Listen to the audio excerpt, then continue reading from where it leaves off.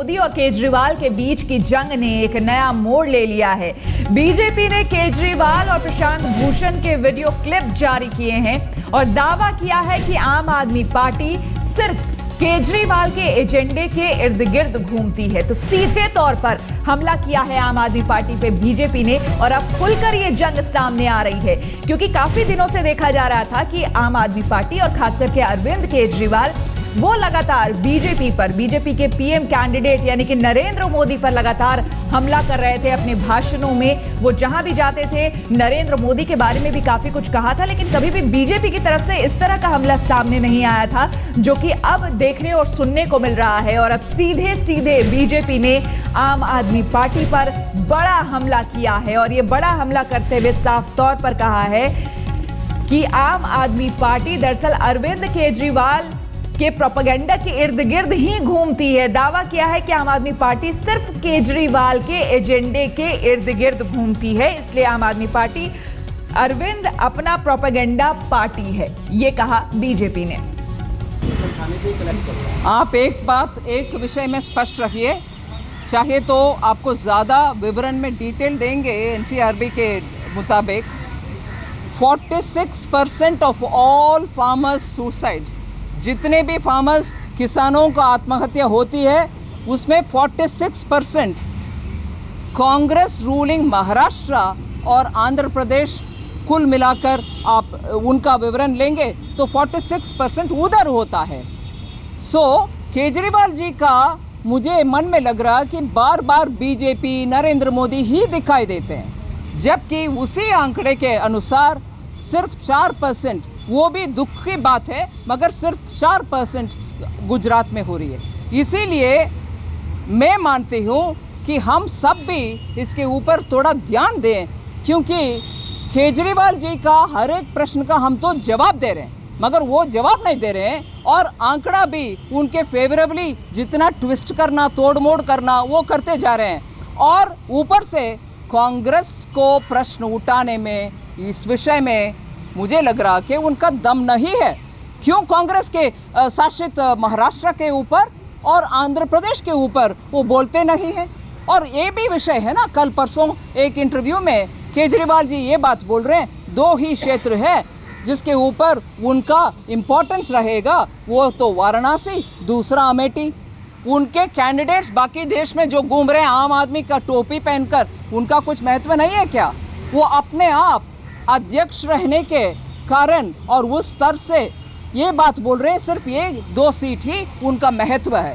इसका मतलब क्या हो रही है? ऐसे बहुत सारे प्रश्न प्लीज अरविंद केजरीवाल जी से पूछिए कि क्यों 46% दिखाई नहीं देता, एक लेस देन 10% दिखाई देते हैं। वो मोदी जी के फोबिया में घूम रहे हैं अरविंद केजरीवाल। और हमारे संवाददाता अमिताभ सिन्हा हमारे साथ जुड़ गए हैं। अमिताभ, जब से लोकसभा चुनाव के लिए इलेक्शन के डेट्स जो हैं वो अनाउंस हुए हैं, उसके बाद से जो जुबानी जंग है, जाहिर सी बात है सभी पॉलिटिकल पार्टीज की बहुत तीखी हो गई है और आम आदमी पार्टी अब सीधे तौर पर काफी समय से वैसे की हिट करती रही है बीजेपी और खास करके नरेंद्र मोदी। वाराणसी में ऐलान के बाद अरविंद केजरीवाल की कि वो वहां से लड़ेंगे और तीखे तेवर, लेकिन अब जो बयान सामने आया है, अब जिस तरह से बीजेपी ने खुलकर एक तरह से हमला किया अरविंद केजरीवाल पर, क्या कहें, क्या समझे, क्या डर गई है बीजेपी?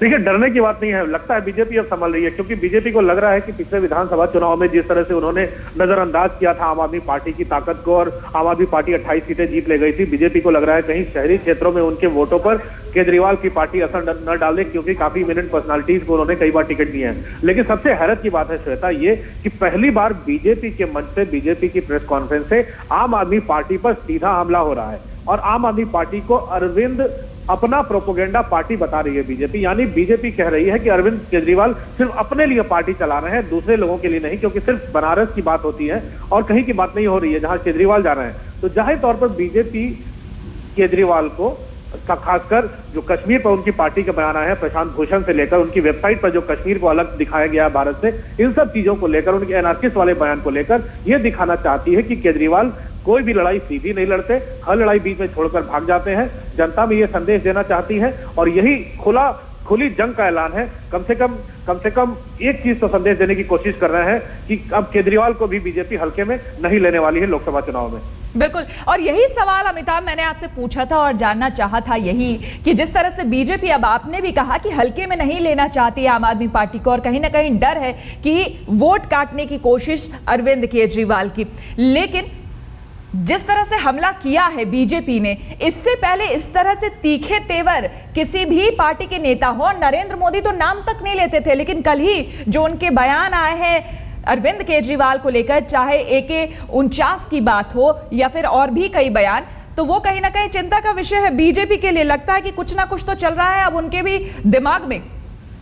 देखिए, बीजेपी जो लड़ाई लड़ रही है वो 200 से ज्यादा सीटें लड़ने के लिए लड़ रही है, और नरेंद्र मोदी जो 185 रैलियां कर रहे हैं उसी दिशा में कर रहे हैं। जहां पे पार्टी थोड़ी कमजोर नजर आ रही है वहां ज्यादा जा रहे हैं। तो जाहिर तौर पर उन्हें लग रहा है कि जो शहरों में जिस तरह से आम आदमी पार्टी का ग्राफ बढ़ा था, उस बढ़ते ग्राफ को रोका है। तो जाहिर तौर पर एक हल्की चिंता, एक आशंका जरूर होती है कि कहीं उनके मिशन में कोई बाधा न उत्पन्न हो जाए, इसलिए तमाम चीजों को ठोक बजाकर आगे बढ़ना है। यही कारण है कि आम आदमी पार्टी पर पार्टी सीधे हमले कर रही है, और पहली बार नरेंद्र मोदी भी बोले हैं, पहली बार पार्टी भी बोली है। ये दिखा रहा है कि अगर 1 महीनों में निशाने पर आम आदमी पार्टी भी होगी कांग्रेस पार्टी के साथ साथ। बिल्कुल, यानी कि आगे ये देखा जाएगा अमिताभ कि जिस तरह से आम आदमी पार्टी सीधे तौर पर हमला करती रही है बीजेपी और नरेंद्र मोदी पर खास करके, तो अब जवाब देगी बीजेपी उसका भी। बिल्कुल बिल्कुल, हर चीज का बीजेपी जवाब देगी, और बीजेपी ये दिखाने की भी कोशिश करेगी कि अरविंद केजरीवाल जिम्मेवारी संभालते नहीं है। हर काम और हर मुद्दे को बीच में छोड़कर वो भाग जाते हैं, चाहे कश्मीर का मुद्दा हो, चाहे वो उनकी नौकरी का मुद्दा हो, चाहे मुख्यमंत्री का पद हो। बीजेपी बार बार यही अब दोहरा रही है कल से कि हर मुद्दे को बीच में डंप करते हैं और आगे निकल लेते हैं। उनको सिर्फ अपनी परवाह है, किसी और की नहीं है, और यही बीजेपी साबित करना चाहती है कि वो अराजकतावादी है, और यही बीजेपी का थीम होगा आगे के चुनाव में, आगे के प्रोपेगेंडा में। जी बिल्कुल, बहुत बहुत शुक्रिया आपका अमिताभ तमाम जानकारी के लिए।